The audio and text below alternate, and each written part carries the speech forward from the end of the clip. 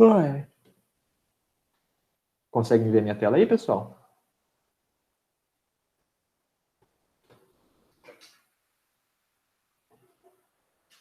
Beleza.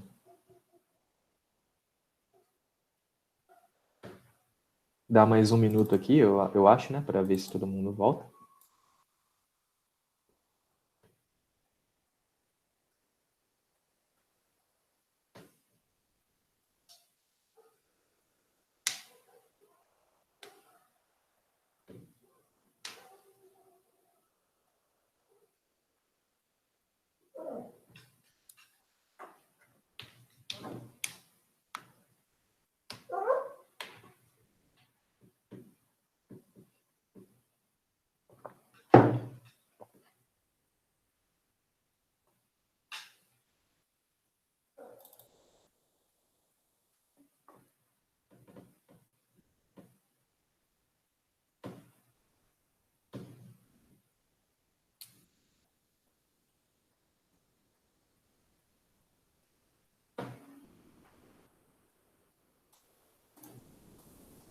Bom, vamos lá, pessoal.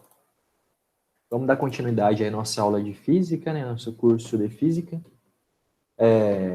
Hoje, né, como vai ser a nossa primeira aula depois desse período de férias aí, vou fazer uma revisão com vocês, tá? Vai ser uma revisão teórica não, tá, pessoal? Vou pegar alguns exercícios aí de vários assuntos que a gente trabalhou e a gente vai simplesmente resolver esses exercícios, tá? E é lógico que garimpando bem os exercícios aí para poder extrair o máximo de teoria deles, certo? Ao longo dessas resoluções, vocês podem levantar a mão aí, dar um grito, ativar o microfone aí e podem se pronunciar, tá bom? Caso tenham dúvidas e etc. Mas para o final da aula a gente vai continuar agora mesmo a parte teórica. Vamos ver aí sobre dinâmica do movimento circular. Nada muito complicado, tá? A gente vai ver de novo aí aquela força centrípeta, né? Alguns já devem ter visto, outros não, mas a gente vai falar sobre força centrípeta. Tudo bem? E aí, então a gente prossegue nas próximas aulas com o nosso itinerário. Vamos lá, galera. Vou começar com o exercício que eu selecionei aqui. Vamos lá. Talvez alguns já tenham feito esse exercício na lista lá, mas vamos dar uma olhada. Tem a ver mais com vetores desse exercício, ó. Vamos lá. Um bloco permanece em repouso sobre um plano inclinado, muito embora lhe apliquemos uma força F horizontal conforme ilustra a figura adiante. Assim, a resultante de todas as forças que agem sobre esse bloco, excetuando-se a força F, será corretamente expressa pelo vetor. Então, olha aí. O bloco permanece em repouso, certo? Então, o que a gente já sabe é que a resultante das forças que atuam sobre esse bloco vai ser zero, né? Que ele permanece em repouso. Muito bem, só que ele quer ali, ó, no enunciado, ele pede a resultante de todas as forças que agem sobre esse bloco, com exceção da F. Então, por exemplo, eu tenho aqui, ó, deixa eu... Opa, minha mesinha saiu, peraí. Aí, voltou. Então, olha só. Eu tenho aqui o meu bloco, deixa eu... Vou desenhar ele como um ponto, tá, pessoal? Vamos supor que a gente está pegando o centro de massa do bloco. Então, olha só, eu tenho a minha força F aqui, e eu tenho a resultante de outras forças. Né? No caso, a gente vai ter a força de atrito aí, vocês concordam? Né? Tem que ter a força de atrito, porque como a força F está puxando ali na direção de descer, o plano inclinado, né? E o nosso bloco está em repouso, então tem que ter uma força de atrito puxando ele para cima, né? Para poder equilibrar. Então, a gente tem aí a força de atrito, tem a força normal, tem a força peso atuando sobre o bloco, e também tem a força F. A resultante de todas as outras forças, somando com a F, tem que dar zero, né? Porque ele está em repouso. Então, qual que vai ser a soma de todas as outras forças, com exceção da F? Tem que ser aquela força que, somada com a F, dá zero. Então, tem que ser uma força aqui assim, ó. Tem que ser essa daqui. Essa força R. Beleza? Deu para entender, pessoal? Eu quero a soma de todas as forças, com exceção da R, sabendo que o resultante dá nulo, né? Então, essa soma de todas as forças tem que ser aquela força, tal que somada com a F, dá nulo. Então tem que ser essa força R aí em vermelho. Vai ter a mesma direção que a F, né? O mesmo módulo, só que em sentido oposto. Tudo bem? Lembra desse exercício? Legal. Tranquilo, né? É um exercício aí bem simples até, né? Só envolvendo aí a parte de soma de vetores, né? Mas olha só, vamos um pouco além. Vamos desenhar aí no nosso bloco todas as forças que atuam sobre ele. Vamos lá. Eu tenho aqui uma inclinação θ, né? Aqui o chãozinho. Vou colocar em azul as forças que atuam sobre ele. Eu tenho aqui, ó, um peso P saindo do centro de massa. E na vertical, né? Eu tenho uma normal, que ela é perpendicular ao meu plano, certo? Então, esse ângulo aqui é 90 graus, certo? Não é o ângulo da normal com o peso não, tá? É o ângulo da normal com o chão aqui da superfície inclinada. Aqui é o peso, né? Vou ter a minha força F, que vai estar para cá. Vou ter a minha força de atrito, que aponta aqui, ó. Minha FAT. Beleza? Então tá aí mais um passo que a gente fez, que inclusive esse é o primeiro passo, né, pessoal? Para você resolver praticamente todo exercício de dinâmica, né? A gente pega o corpo, isola, coloca as forças que atuam sobre ele, tá? Não são as forças que o corpo faz em alguém, são as forças que atuam sobre ele. Né? No caso, a FAT, quem que faz a FAT no bloco? É o chão, né? Esse chão aqui. Esse chão, ele segura o bloco, né? Então, ele faz essa força de resistência, que é a FAT. Né? Essa força F, alguém atua, né, sobre o bloco, a gente não sabe, pode ser uma corda, pode ser, sei lá, pode ser até uma força eletromagnética, não sei. A normal, também quem faz a normal sobre o bloco é a superfície também. A superfície, ela puxa o bloco, não quer deixar ele escorregar, né? E a normal, ela empurra ele para fora. Meio estranho, né, galera? Mas isso realmente acontece. Inclusive, uma coisa que também a gente deve ter visto, é bom relembrar, que quando o exercício pedir, por exemplo, a reação, né, a força reacional, qual que é a reação do plano inclinado sobre o bloco? Qual que é essa reação? Essa reação é a força total que a superfície inclinada faz em cima do bloco.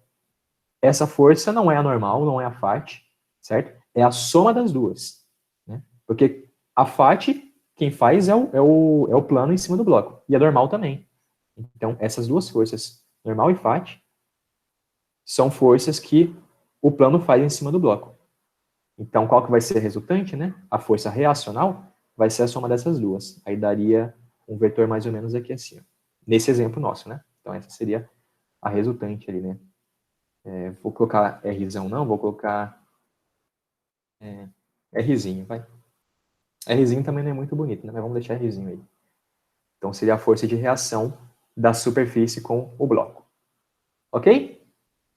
Então, acho que esse exercício já tá bom. Deu pra gente dar uma verificada em muitas coisas. Alguém tem dúvidas? Por enquanto, nada? Então, vamos continuar. Vamos lá. Próximo exercício. Esse aqui. Exercício mais conceitual, tá, pessoal? Envolvendo forças aí, olha aí.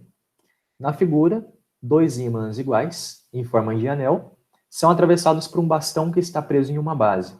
O bastão e a base são de madeira. Considere que os ímãs se encontram em equilíbrio e que o atrito entre eles e o bastão é desprezível. Nessas condições, o módulo da força que a base exerce sobre o ímã de baixo, é...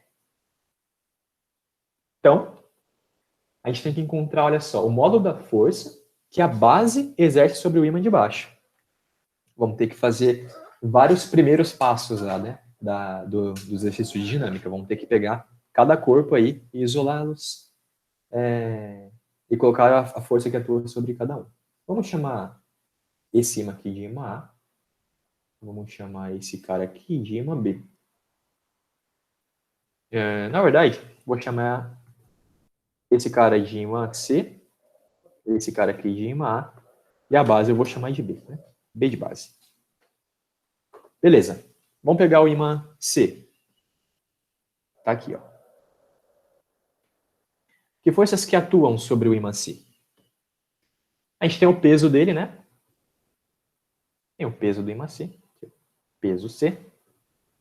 E tem uma força ali que faz ele ficar suspenso, né? Essa força a gente não estudou ainda eletromagnetismo, mas a gente tem que saber que se tratando de um ímã, né, pessoal, é uma força de repulsão magnética. Então, é uma força aqui para cima. Essa força, ficou muito grande esse vetor? Aí. Essa força magnética. Essa força magnética é a força que o ímã A faz sobre o ímã C, certo? Ela é a força do ímã A para o C. Beleza? Então, essas duas forças aí se equilibram, né? Porque o nosso ímã C, ele está suspenso ali em equilíbrio, está em repouso. Então, a gente pode até tirar uma informação aqui interessante, que é que o módulo da força magnética AC é igual ao peso do C. Beleza? Muito bem. Vamos agora para o ímã A. Vamos lá. Desenhar ele aqui. Desenho é muito importante, hein? Vamos lá. Eu tenho... Que forças atuando sobre o ímã A? Eu tenho o peso do ímã A. Eu tenho uma força magnética também, né? Porque olha só. Terceira lei de Newton. Para ação e reação. Se o ímã A faz sobre o C essa força aqui, então o ímã C faz sobre o A mesma força com o sentido contrário. Então eu vou ter aqui, ó, no ímã A, eu vou ter essa força que seria menos F mag AC. Porque essas duas forças, né, F mag AC e menos F mag AC, elas formam um par ação e reação. Lembram, pessoal, do par ação e reação? Tem algumas características. São forças de mesma natureza, né? Elas são forças eletromagnéticas, né, de mesma natureza. São forças que têm a mesma direção. Outro ponto, mesma direção. Elas têm o mesmo módulo, certo? Elas são aplicadas em corpos diferentes. E são tudo características para ser um par ação e reação, certo? E a última coisa é que elas têm o sentido oposto, né? De novo, repetindo, ó, porque tem questão que a gente trata somente disso. Ó, duas forças de mesma natureza, mesma direção, mesmo módulo, aplicadas em corpos diferentes e que têm sentido oposto, certo? Isso caracteriza um par ação e reação. Muito bem. Que mais força que a gente tem atuando sobre o ímã A? A gente tem a força aqui, ó, para cima, que é a força que a base faz no ímã A. Ok? Então tá aí. E o ímã A está em repouso também, né? Agora a gente pode pegar a segunda lei de Newton e aplicar para o ímã A. Vamos considerar que para cima é positivo. Vou colocar um eixo Y aqui. Para cima é positivo. Então o que a gente pode falar? A gente pode falar, então, pela segunda lei de Newton. O ímã A em Y, a gente vai ter que FBA, né? Estou colocando aqui o FBA positivo porque ele está apontando para cima. Aí eu vou ter menos PA, certo? Menos o módulo de F mag AC. Então eu vou colocar somente menos F mag AC. Tá? Pessoal, quando vocês não colocam a setinha em cima, vocês podem considerar que está falando de módulo, tá? Não precisa fazer isso daqui não. Ó. Sei lá, eu tenho uma força F. Aí qual que vai ser o módulo de F? O módulo de F é isso daqui. Só que a gente também pode falar que é somente F sem a setinha em cima. Tá bom? Então aqui isso é uma notação básica, né? Então, beleza. Ó. Força BA está apontando para cima, deixei positiva. A PA está para baixo, porque é negativa. A F mag está para baixo também, porque é negativa. Quer dizer, está negativa porque é para baixo, né? Bom, então essa é a resultante das forças que são aplicadas em A e na direção Y. De acordo com a segunda lei de Newton, isso tem que ser igual a massa de A vezes a aceleração de Y. Muito bem, mas o A está em repouso, né? Então a aceleração dele é zero. Então esse cara aqui vai para zero. Logo, a gente vai ter que FBA é igual ao peso de A, passando esses dois caras para o outro lado, né? Peso de A mais F mag AC. Só que F mag AC é o peso do ímã C, né? Então isso vai acabar sendo peso de A mais o peso de C. Os ímãs são iguais, né? Olha só, 2 ímãs iguais. Então, a gente pode considerar que o peso deles são todos iguais a P, né? Então, a gente pode falar, por exemplo, que a força BA é igual a 2P, certo? O P sendo o peso de cada ímã, tá? Como eles são iguais, vamos falar que PA é igual a P e PC é igual a P também. Então, tá aí a nossa resposta. A força que a base faz sobre o ímã é 2P. Vamos ver os itens aqui, ó. Igual ao peso desse ímã? Nulo? Não. Igual a 2 vezes o peso desse ímã? Correto. Item C é a resposta. Item D. Maior que o peso desse ímã e menor que o dobro do seu peso? Não, né? A gente já encontrou a resposta. Item C. Beleza? E aí? Alguma dúvida? Muito difícil? Tô indo rápido demais? Não se acanhe, hein? Pode dar um grito aí. Às vezes eu vou rápido demais. Tudo tranquilo, então? Vamos para a próxima. Vamos lá.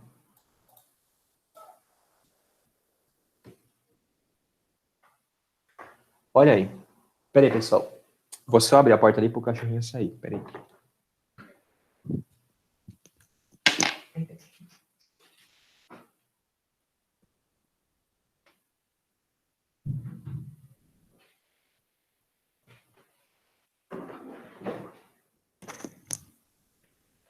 Voltei. Vamos lá. Questão 57. A roda da figura rola sem escorregar. Sem escorregar, informação importantíssima. Paralelamente a um plano vertical fixo. Tá aí nossa roda. O centro O da roda tem velocidade constante, Vzinho igual a 5 metros por segundo. Qual é o módulo da velocidade do ponto B no instante em que o diâmetro AB é paralelo ao plano de rolamento? Muito bem. Vamos lá. Vamos entender aí a dinâmica do rolamento, galera. Eu vou até apagar aqui, quer dizer, eu vou fazer uma cópia dessa imagem para a gente poder rabiscar em cima. Aí. Pronto. Vou apagar aqui. Não, apagar o centro não. Deixa o centro aí. Vou apagar essa linha aqui. A dinâmica do rolamento é um pouco meio chata de entender, mas a gente vai compreender bem aqui. Vamos lá. Bom, aqui a gente vai ter que meio com uma composição de movimentos, tá, galera? Ó, primeira coisa é o seguinte. Imagina você tá num carro, tá? Tá num carro com velocidade constante. Uma coisa, vocês têm que ter certeza, ó. Vou desenhar um carrinho aqui, ó. Você sabe que eu desenho um carro bem da hora, né? Vamos lá. Carrinho. Aqui, meu carrinho. Não sei se vocês entenderam, mas eu desenho ele meio inclinado para frente para dizer que ele tá tipo pressadão, sabe? Ele tá tipo, ai caramba, eu preciso chegar em casa. Aí pode até fazer um cisquinho aqui, ó. Beleza, tá aí meu carro. Ele tem um olhinho e uma boquinha. Maravilha. O meu carro tá com velocidade Vzinho para a direita, tá? Vocês concordam que todo ponto, exatamente todo ponto desse carro vai estar também com uma velocidade Vzinho para a direita, certo? Pelo menos uma velocidade Vzinho, né? Porque, por exemplo, sei lá, vamos supor que esse pedaço aqui em vermelho, tá com uma velocidade menor que Vzinho. E aí, o carro vai para frente e o pedaço vermelho fica para trás, né? Então, todo ponto tem que estar com uma velocidade Vzinho para a direita, certo? Na roda é a mesma coisa. Todo ponto da roda vai estar com a mesma velocidade Vzinho para a direita, certo? Então, olha só. Nessa roda aqui, a gente tem que a velocidade do centro de massa dela, né, o centro O ali, está com uma velocidade Vzinho para a direita. Então, essa é a velocidade de translação da nossa roda. Tá? Isso quer dizer que todo ponto que eu pegar dela aqui, ó, esse ponto, ele tem também uma velocidade Vzinho para cá. Esse ponto aqui tem uma velocidade Vzinho para cá. Esse daqui também tem uma velocidade Vzinho para cá. Certo? O de cima tem também uma velocidade Vzinho para cá. Todo ponto. Ok? Só que tem uma coisa, né? A nossa roda, ela roda, né? Ela não só translada, ela roda. Então, além dessa velocidade de translação que eu tenho para a direita, em todos os pontos dela, a gente vai ter também em cada ponto uma velocidade ali linear, que vai ser devido à rotação da roda. Por exemplo, esse ponto aqui, ó. Esse ponto aqui. A gente sabe que ele tem uma velocidade Vzinho para cá, certo? Só que, além disso, minha roda gira com uma velocidade angular ômega, certo? Então, de acordo com essa velocidade angular ômega, a gente vai ter nesse mesmo ponto aqui, onde eu já marquei, né? Nesse ponto aqui, ó, marcando de novo com a seta, a gente vai ter uma outra velocidade que é devido a esse giro, né? E essa velocidade é quanto? Ó, essa velocidade é... Vou chamar esse ponto de ponto P. Velocidade ali no ponto P, devido ao giro, né? Vai ser ômega vezes o raio, né? Essa é a distância ali do centro até o ponto P. Ok? Então, vou ter aqui uma velocidade VT. Então, olha só. Nesse ponto P, eu tenho uma composição de velocidades. O meu ponto P, ele não só está indo para a direita, com velocidade Vzinho, como ele também está indo para cima naquele instante. Certo? Naquele instante. Inclusive, se eu tivesse um chiclete aqui nesse ponto P e, de repente, ele se soltasse, o meu chiclete ele ia fazer isso daqui, ó. Ele ia fazer tipo isso daqui, ó. Uou! Certo? Porque ele teria ali uma velocidade para a direita inicialmente e mais uma para cima. Então ele ia fazer esse lançamento oblíquo, né? Porque a gente tem gravidade. E se não tivesse gravidade? Se não tivesse gravidade, ele ia fazer isso daqui, ó. Ele ia retão lá para cima. Legal? Bem louco, né? Interessante. Agora vamos entender qual que é a desse ômega, né? Porque a gente não sabe qual é esse ômega. E realmente esse ômega é complicado de saber. No entanto, nessa questão, a nossa roda ela gira sem escorregar. Sem escorregar. Essa informação é muito importante. Praticamente em todos os exercícios que vocês encontrarem que envolve roda, eu acho que elas vão girar sem escorregar, tá? Vocês podem ficar tranquilos quanto a isso. Bom, por que essa informação é interessante? Porque se ela gira sem escorregar, esse ponto aqui, ó, que eu vou marcar em vermelho, esse ponto aqui em vermelho, ele está parado, certo? Ele está parado. Por quê? Porque esse ponto está em contato com o solo, certo? Esse ponto é o ponto ali que está em contato com o solo naquele instante. E como a roda gira sem escorregar, esse ponto vermelho aí, que está em contato com o solo, está com a mesma velocidade do solo naquele ponto, certo? Se esse ponto vermelho tivesse com alguma velocidade diferente da do solo, então eles iam ir para um lado e um ia para o outro, né? Ou um ia avançar mais que o outro, enfim. Iam ter velocidades diferentes. Mas nesse caso, como a nossa roda gira sem escorregar, esse ponto da roda, ele está com a mesma velocidade do ponto que está no solo, certo? Naquele mesmo local. E qual que é a velocidade do solo? Zero, né? Nosso referencial é o solo, então a velocidade dele é nula. Então, olha só, nesse ponto Q, a velocidade dele, resultante, né? Velocidade resultante em Q é zero. Doido, né? Zero. E que velocidade é a mais que eu tenho nesse ponto Q, tirando a velocidade que tem em todo ponto, que é Vzinho para a direita? Eu tenho essa velocidade aqui, ó, VQ. Quanto que vale ela? VQ é igual a ômega R. Certo? Como a velocidade do ponto Q é zero, e eu tenho VQ para a esquerda e Vzinho para a direita, então eu vou ter que VQ é igual a Vzinho. Certo? Em módulo, né, pessoal? Em módulo. Tudo bem? Então, olha só. O que a gente acabou de descobrir? A gente acabou de descobrir que na periferia de uma roda que gira sem deslizar, a velocidade devida à rotação tem o mesmo módulo da velocidade devida à translação. Ok? Vamos agora para o que o exercício pede. Vamos lá. O exercício diz o seguinte, ó, a roda da figura rola sem escorregar, paralelamente a um plano vertical fixo.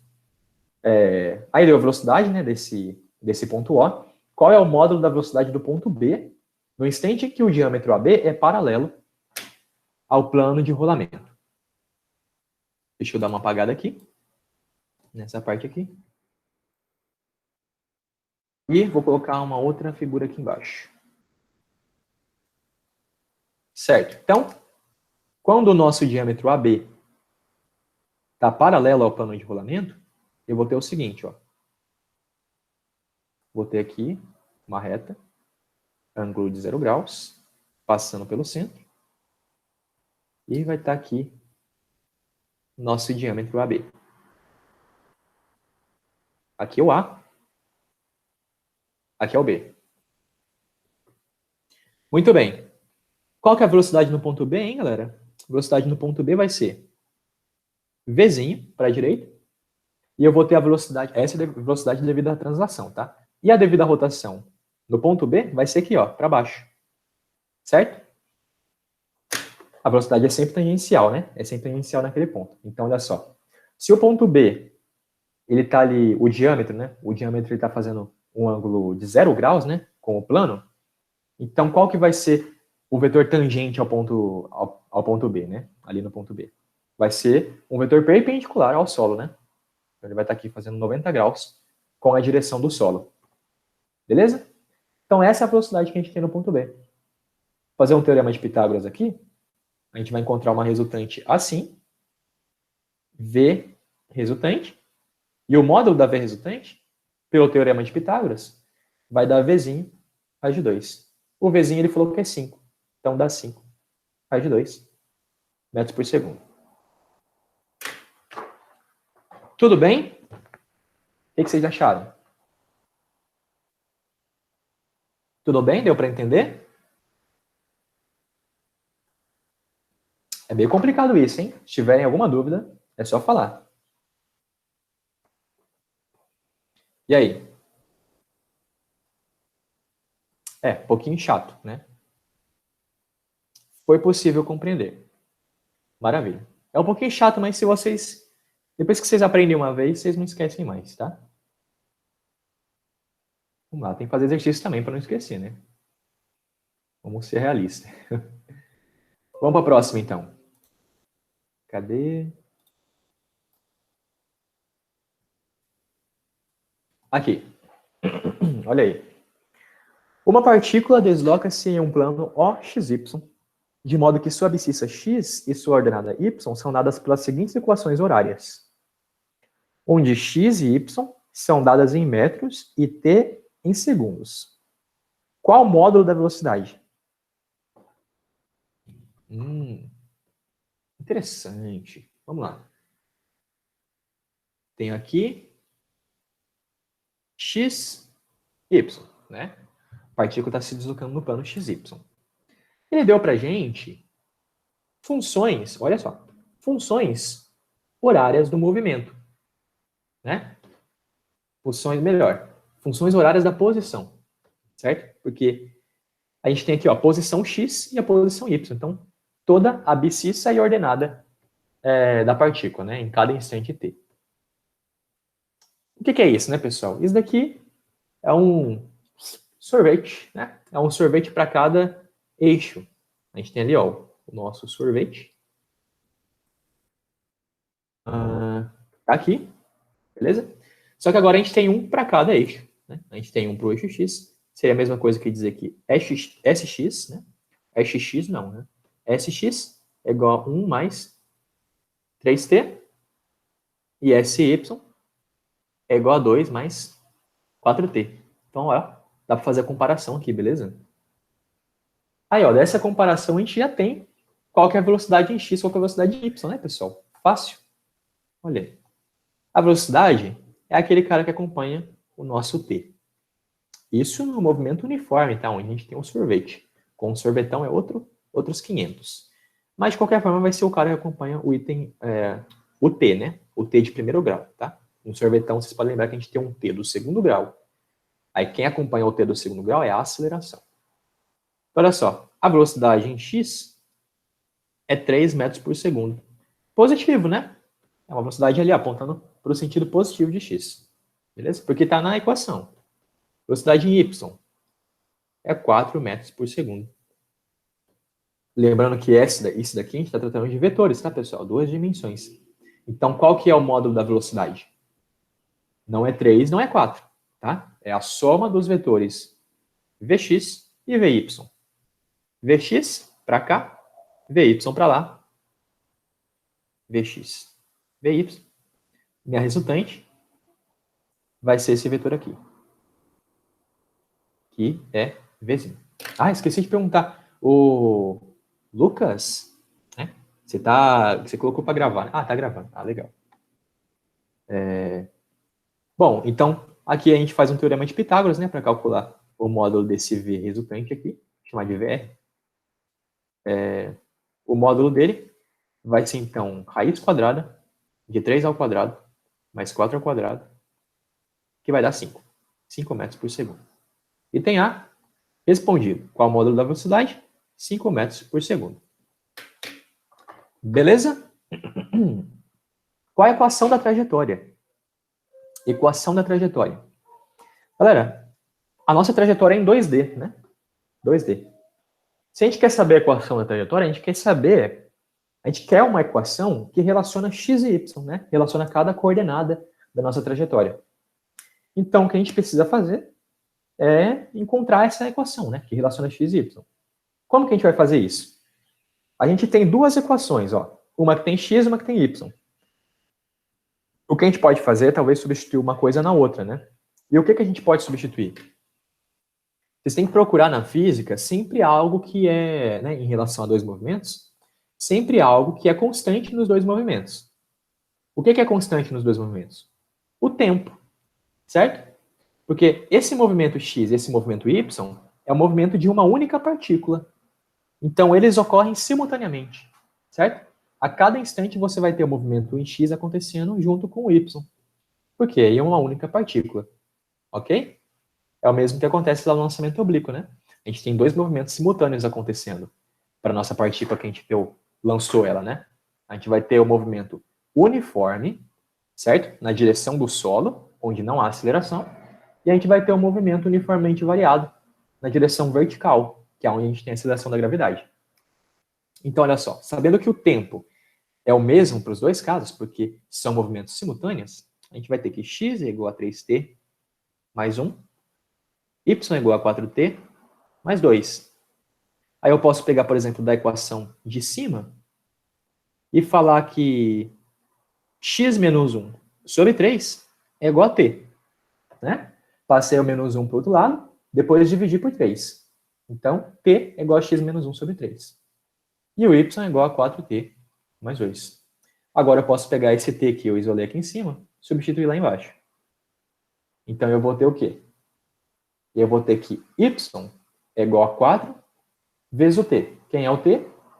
T é x menos 1 sobre 3 mais 2. Beleza? Dá para simplificar isso, né? Dá para você passar o 3 para o outro lado, tirar o MC, dá para você fazer o que você quiser aí. Mas a equação já está pronta. Beleza? A equação é x em função do y. Então, item B respondido. Qual é a forma da trajetória? Agora sim a gente vai ter que estudar qual que é a relação entre x e y nessa equação da trajetória. Vocês podem perceber aí que há uma relação do primeiro grau, né? É uma relação, primeiramente, eu posso dizer, polinomial, né? Ou seja, não tem log, não tem exponencial, não tem nada, né? É uma relação aí polinomial. E é do primeiro grau, né? Porque só tem potências 1, né, no nosso x e y. Então, o que é, pessoal, uma relação aí de duas variáveis do primeiro grau? Que figura que dá? Quem me responde? Tempo. Pi, pi, pi, pi. Ninguém? Que figura que eu tenho, pessoal? Em uma relação linear, uma relação do primeiro grau, com duas variáveis.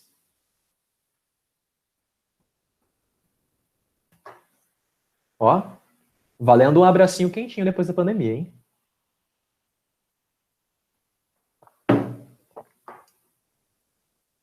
Pode ser o abraço de outra pessoa também, tá? Ai, ai.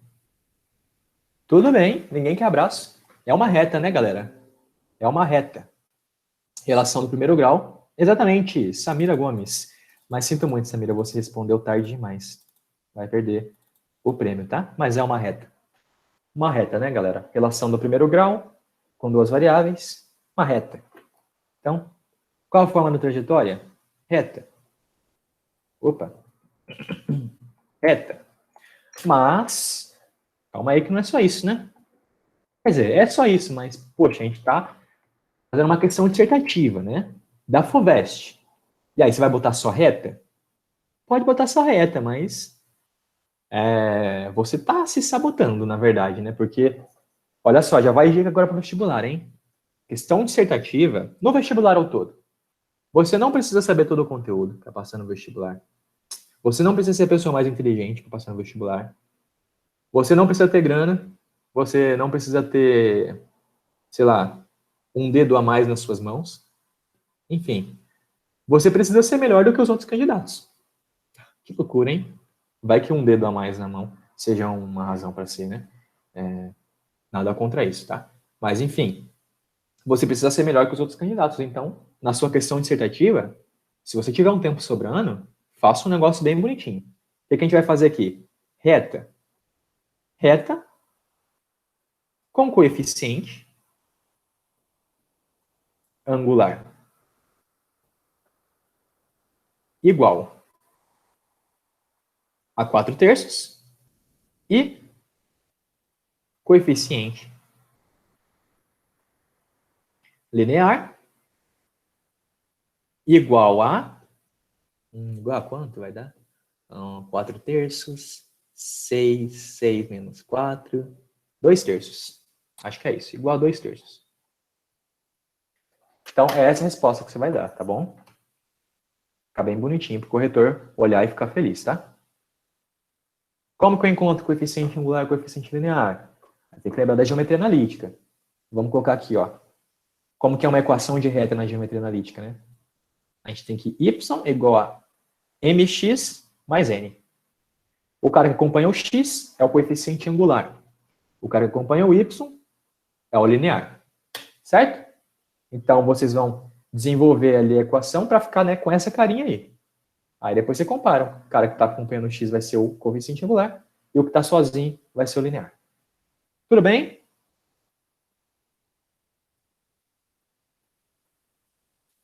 Falei mais rápido que o seu dedo. Poxa vida, sinto muito.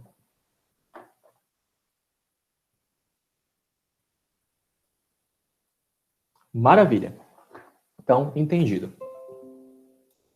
Vamos para a próxima, então? Vocês têm alguma dúvida? Alguma coisa para protestar aí? 5 segundos para responder.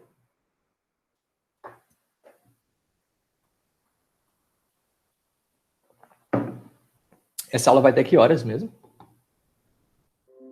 Vamos para a próxima, então. Se eu não me engano, é uma dobradinha, eu acho que você tem. Certo. Então, Oi? é uma dobradinha, certo? Acho que até então às 5 horas, certo? Foi o que a Mari conversou com você, ou não? Ah, acho que é isso. Era isso, né? Era uma dobradinha. Que aí se trocou com a Catarina, os dois horários. Que É, aí foi isso, né? acho que é isso. Tá bom. Tá, perfeito. Pode seguir, professor. Ok, obrigado, viu? Questão 19. Olha aí. A figura ilustra dois anteparos paralelos colocados perpendicularmente com relação ao solo. Tá bom. Vamos desenhar um solo aqui. Tem aqui um solo, né? Ele falou que eu tenho esses dois anteparos colocados perpendicularmente em relação ao solo. Não sei se o solo está ali mesmo, né? Ali, grudado no anteparo, né? Mas vou colocar o solo aí só para mostrar que eles estão perpendiculares ao solo. Fica mais fácil de entender o desenho. Vamos lá. Uma esfera é lançada do ponto A com velocidade inicial de 20 metros por segundo, perpendicular a S1. Tá? Então, essa velocidade é horizontal, né? Porque ela é perpendicular a S1, só que S1 é perpendicular ao solo, né? Então a velocidade está na horizontal. A esfera colide sucessivamente com S1 e S2 através de choques elásticos. Calcule o tempo que a esfera leva para atingir novamente o anteparo S1. Muito bem. Vamos lá. Eu tenho aqui, ó, meus dois anteparos. E a minha esfera está sendo lançada daqui. Qual que é o movimento que ela vai fazer? Ela vai fazer isso aqui, galera. Ó. Ela vai fazer o lançamento oblíquo, né, pessoal? Porque eu tenho gravidade para baixo, né? Eu tenho gravidade. E eu tenho o movimento ali, uma velocidade na horizontal, né? Que vai ser sempre constante, porque não tem aceleração na horizontal. Então ela vai fazer um movimento oblíquo. De queda, né? Porque ela está ali na altura máxima, né? O ponto A seria a nossa altura máxima do movimento oblíquo. Porque ali no ponto A a gente não tem velocidade vertical, né? A gente sabe que na altura máxima é quando a velocidade na vertical é zero. Então, vamos supor que aqui seja um lançamento oblíquo que ela está na altura máxima. Logo, se o lançamento oblíquo aqui é uma parábola inteira, e aqui é a altura máxima, esse lançamento da bolinha vai ser metade só da parábola, né? Vai ser tipo isso. Ficou meio feio, né? Mas acho que deu para entender. Metade de uma parábola. Só que a bolinha não vai atravessar a parede, né? Então, esse pedacinho aqui, ó, eu reflito para cá. Sacou? Olha que bonito que vai ficar. Então, eu tenho esse movimento aqui ó, da bolinha. E depois esse outro pedaço aqui, ó, esse outro pedaço, ele vai refletir para cá. Eu vou parar por aqui. Deixa eu só aumentar aqui. Bonito, né? Então vai fazer isso daqui, ó. Põe. E é isso. Olha lá, o tempo que a esfera leva para atingir novamente o anteparo S1. Então ela vai atingir o S1 de novo aqui nesse ponto, né? Ó, nesse ponto P. Qual que é o tempo que ela vai levar? Ora, é só ela ir até o anteparo e voltar, né? Então ela está andando 2 metros, né? Ela está andando 2 metros. Porque é 1 metro para ir, 1 metro para voltar. E essa velocidade na horizontal muda? Não, não muda. Não muda porque não tem aceleração na horizontal. E não muda também porque os choques são elásticos, né? É como você tacar uma bolinha, aquela bolinha, não sei como vocês chamam na sua região, mas eu chamo bolinha perereca. Eu devo ter aqui. Ah, não, não tem aqui não. Mas enfim, aquelas bolinhas que você tira na caixinha lá, você põe R$1, né? Tem um negocinho, parece bala, né? Tu põe R$1 e tem uma bolinha perereca. Muito bem. Então esse tempo. Esse tempo tem que ser igual à minha distância, né? Meu ΔS, sobre a velocidade. Né? Daquela formulinha, né? Ó, velocidade é igual a ΔS sobre ΔT. Certo? Isso vale para o movimento uniforme, é por isso que a gente está usando, né? Que a gente está analisando na horizontal. Né? Bato ali, volto para o P. Então o tempo vai ser ΔS sobre V. ΔS 2 metros, né? 1 metro para ir, 1 metro para voltar. A velocidade é 20 metros por segundo. O meu ΔS em metros, a velocidade em metros por segundo. Isso vai dar 1 sobre 10 segundos, que é 0,1 segundo. Foi item A. Item B. Aqui a altura, relativamente ao ponto inicial A, a esfera se encontra após 0,5 segundos do lançamento. Muito bem. Então, a gente tem que encontrar a altura que ela vai cair, né? Quanto que ela caiu.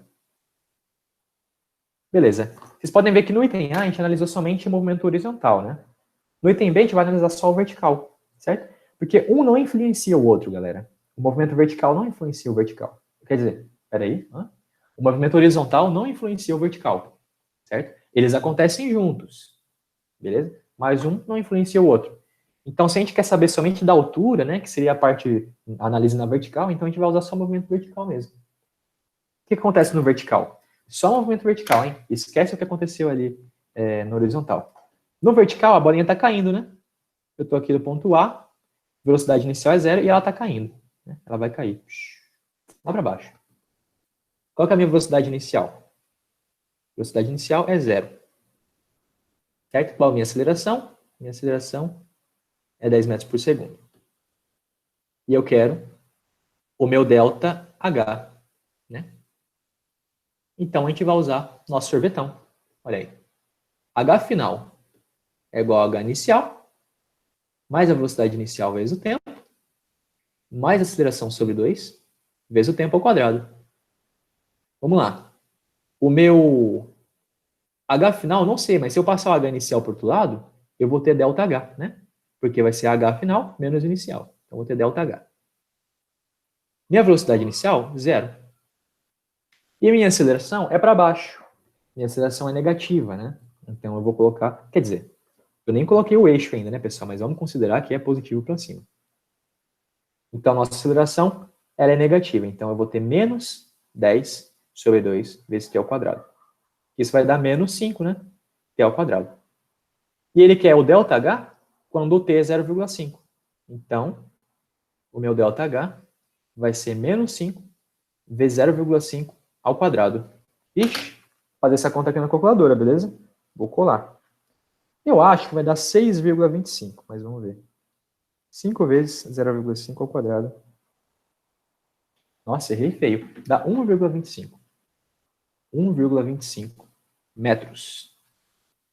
Então, ó, aqui a altura H, relativamente ao ponto inicial a esfera se encontra após 0,5 segundos de lançamento.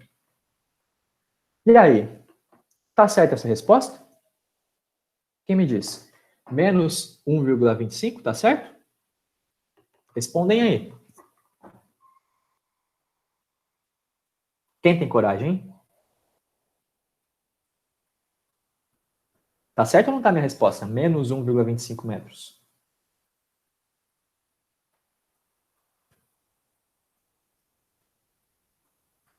Altura positiva, amigo? Então, poderia ser, né? Poderia ser positiva. Só que vai ser negativa mesmo, né? Porque eu coloquei meu eixo Y positivo para cima, né? Então, em relação ao ponto A, eu estou 1,25 metros no sentido contrário da trajetória. Então, eu estou a menos 1,25 metros do ponto A. Certo? Agora, se eu colocasse com o sentido para baixo, então eu estaria a 1,25 metros do ponto A, positivo, né? Nesse caso. Só que daí vai de acordo com o seu eixo. Então, olha só, pessoal. Essa questão, ela não falou para você colocar algum eixo, ela não deu nenhum eixo inicial, né? Mas vocês têm que se atentar a isso, certo? Vai ser positivo ou negativo?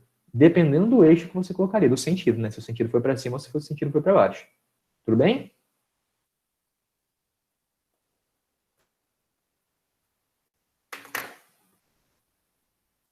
Tudo certo. Exatamente. Menos 1,25 metros. Alguma dúvida aqui, pessoal?